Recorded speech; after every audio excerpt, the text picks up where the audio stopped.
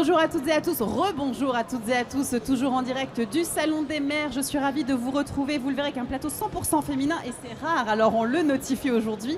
On va parler de la qualité de vie au travail, qui est une aspiration de toutes et de tous. Et oui, c'est possible. Et ce sont les entreprises de proximité qui le prouvent grâce à la vitrine qui a permis de créer le trophée Calivi depuis 2017. On reviendra sur ce trophée. Les entreprises lauréates partagent des démarches vertueuses et inclusives.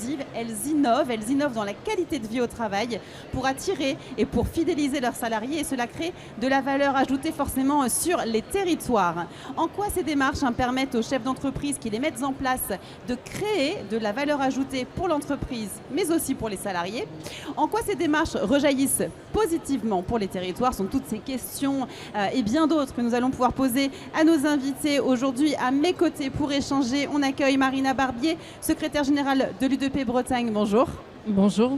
Merci d'être avec nous. Séverine Stano, représentante UDP Grand Est, lauréate du trophée Calivi 2023. Bonjour, vous êtes également esthéticienne. Bonjour. Bonjour. Et Joséphine Labroue, directrice générale adjointe de la communauté Les entreprises s'engagent. Bonjour. Bonjour.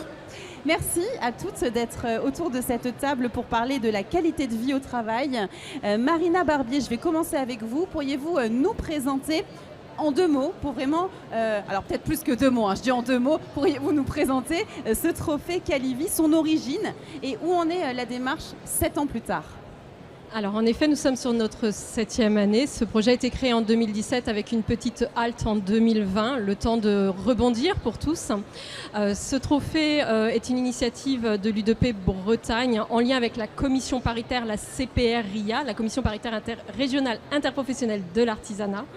Le constat, il était de travailler sur une démarche positive de valorisation de nos entreprises, de valoriser ce qu'elles pouvaient mettre en place en interne à destination des salariés. Et on a voulu investir le sujet de la qualité de vie au travail, concilier le bien-être des salariés avec la performance économique de l'entreprise. Sur cette 7e édition, nous sommes partis tout d'abord Bretagne, mais nous avons souhaité le mutualiser pour donner plus de force à la valorisation de ces entreprises. Nous avons eu 3 régions, 5 régions, et aujourd'hui nous sommes à 7 parce que ce trophée a plus qu'hier du sens dans ce que l'on découvre dans nos entreprises. Ça a du sens dans ce que nous vivons au quotidien. Merci pour cette présentation. Séverine Stano, vous êtes lauréate, je le disais, de Calivi en 2023. Pouvez-vous nous présenter en quelques mots, nous partager votre expérience de la qualité de vie au travail telle que vous l'avez vous-même développée dans votre entreprise en partageant votre expérience? Alors en fait, moi quand j'ai créé l'entreprise, j'ai souhaité intégrer mon équipe pleinement au sein de la vie de l'entreprise pour qu'elle contribue au développement en fait, des résultats et des activités qu'on pouvait mettre en place. Et je pense que de prendre en considération en fait, la vie et d'écouter ses salariés, ça compte énormément et aujourd'hui c'est un pari gagné.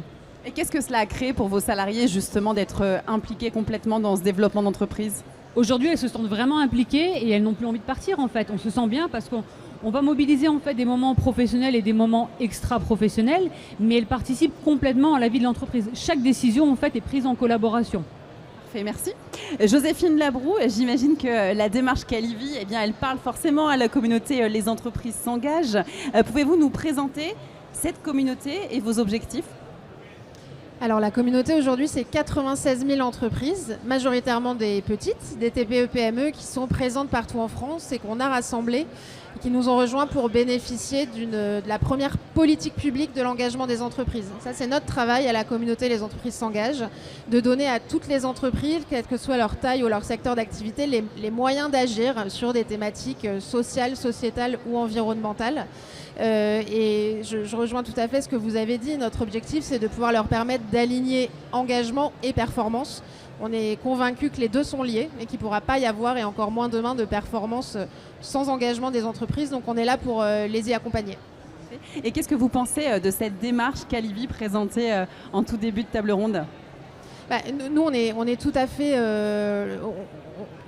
on adopte un peu la même démarche, c'est-à-dire de pouvoir reconnaître et valoriser les entreprises qui font des choses différemment. On pense que c'est vraiment essentiel de pouvoir raconter ces histoires-là, d'une part pour reconnaître les efforts, l'innovation, l'inventivité qui ont pu être fournies, mais aussi pour donner l'exemple et de montrer à toutes les entreprises que c'est possible. Et peut-être qu'elles ne sont pas encore expertes sur tel ou tel sujet, mais que si elles sont accompagnées, si on leur partage des bonnes pratiques, si elles savent que l'entreprise d'à côté ou de l'autre bout de la France l'a fait, ça veut dire que c'est possible aussi pour elles de le faire. Donc nous, c'est quelque chose qu'on déploie aussi partout. On a des clubs partout en France qui permettent de partager ces bonnes pratiques et qui vont exactement dans cette démarche, de pouvoir raconter ces histoires d'engagement, partager des bonnes pratiques et valoriser aussi les entreprises qui les font. Merci pour ces explications.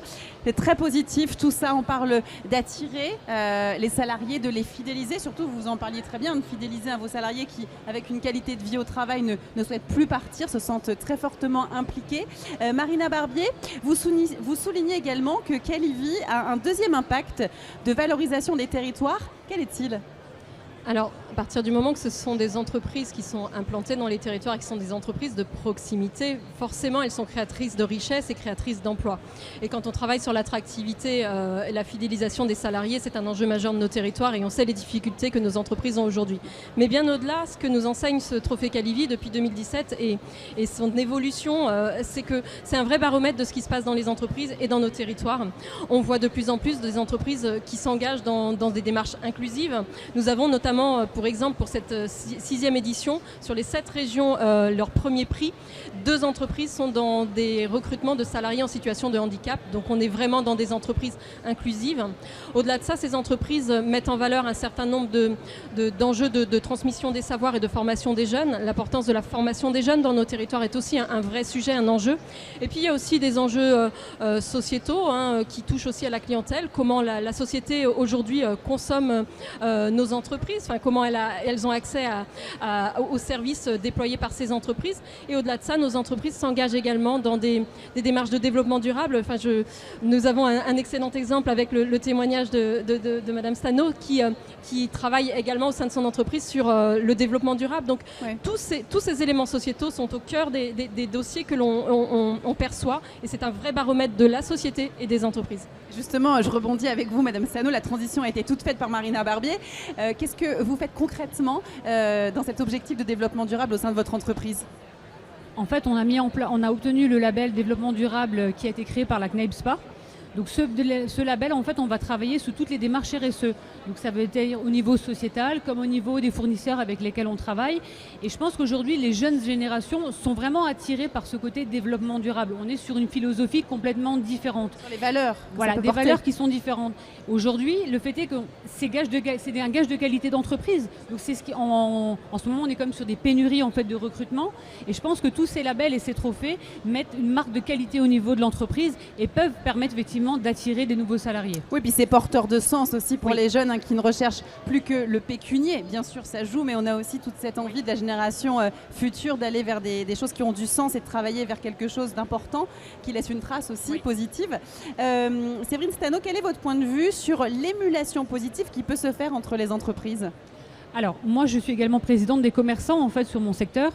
Et c'est vrai que si on veut attirer en fait, et continuer à développer nos centres-villes, générer de l'attractivité en ville, le fait est d'apporter effectivement ce trophée en fait, au sein de ma commune et d'en parler à mes artisans, à mes commerçants, peut effectivement leur donner envie de participer et ça va attirer de la clientèle en fait, chez nous. Parce que le but, c'est de faire revenir nos clients vers le centre-ville, d'attirer les salariés et après il nous restera tout le côté on va dire logement et mobilité à retravailler pour attirer de nouveau le personnel et les clients vers les petites villes. Du coup votre expérience elle rejaillit sur le territoire, ça a permis vraiment de redynamiser tout le centre-ville des zones en ruralité.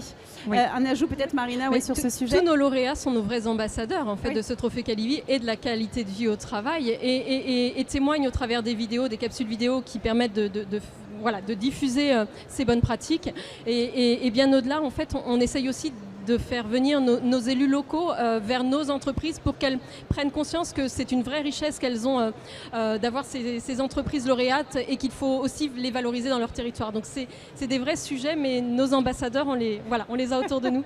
On voit qu'on a des beaux ambassadeurs, effectivement, ça donne envie pour le coup. Joséphine Labroue, est-ce qu'on pourrait conclure avec vous cette table ronde ? Quelque chose à ajouter par rapport à ce qu'on vient de dire ? Moi, ce que ça m'évoque, en tout cas dans nos travaux, nous on travaillait pendant un petit moment sur le plein emploi. Enfin, l'emploi est un sujet qui concerne toutes les entreprises quasiment. Là, on rentre et les entreprises, et vous en êtes les témoins, rentrent de plus en plus dans la phase du bon emploi. C'est-à-dire qu'est-ce qu'on va proposer à nos collaborateurs pour les recruter, notamment les jeunes, ils sont de plus en plus exigeants, pour les fidéliser aussi. Et ça, c'est encore une fois gage de performance. Nous, on a lancé des travaux depuis la rentrée justement pour pouvoir faire travailler les entreprises ensemble. On vous les partagera pour partager ces bonnes pratiques à grande échelle. En tout cas, on est convaincus que de plus en plus d'entreprises ont pris en compte ces enjeux-là, ont très envie de pouvoir les traiter. Par contre, elles ne savent pas forcément comment faire. Donc, vos exemples vont permettre de les y accompagner. Et puis, la communauté, les entreprises s'engagent aussi à la fois au niveau national et dans les clubs. On a 101 clubs de proximité, partout au plus près des territoires. Et la qualité de vie au travail sera un des sujets sur lesquels on va les mobiliser à travers les 1500 événements qu'ils organisent chaque année. La qualité de vie au travail, il y a de beaux jours devant elle. On vous retrouvera peut-être l'année prochaine pour voir un peu les évolutions sur ce trophée, notamment avec vous, Marina Barbier. Peut-être que vous serez toutes de nouveau là sur le Salon des maires. En tout cas, merci beaucoup pour cet échange. Je vous souhaite également un bon Salon des maires. Et merci à vous de nous avoir suivis. Comme toujours, on vous donne rendez-vous très rapidement pour une nouvelle table ronde sur cette première journée en direct sur les réseaux sociaux, sur Facebook, sur YouTube, sur le Salon des maires.